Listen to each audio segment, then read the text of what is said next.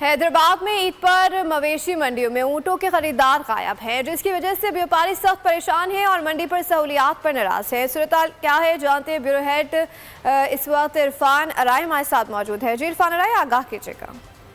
कुर्बान की तैयारियां आखिरी मराहिल में दाखिल हो चुकी हैं। इस वक्त हम मौजूद हैं मवेशी मंडी में। यहाँ पर ख़रीदार जो हैं फ़िलहाल हमें नज़र नहीं आ रहे हैं और जो व्यापारी हैं वो मुंतज़िर हैं कि ख़रीदार आएँ।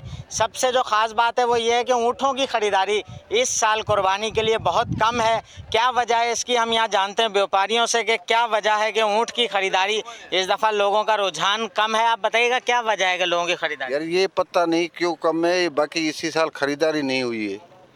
इसी की वजह अलाए महंगाई है, अलाए पता नहीं क्या है, या किसी वजह से ऊँटों की खरीदारी बिल्कुल कम हो गई है। ऊँट है, क्या कीमत रखी है? पिछले साल क्या थी?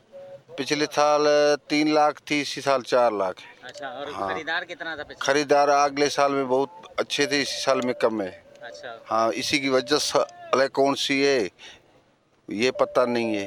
अब खरीदारी क्यों कम है ऊँट की? क्या वजह है कि शहरी जो है बहुत कम ऊँट खरीदना पसंद कर रहे हैं? ताहम जो मंडी की ओवरऑल सूरत हाल है, चाहे बकरे हों, बैल हों या गाय हो, उसकी ख़रीदारी भी स्लो है।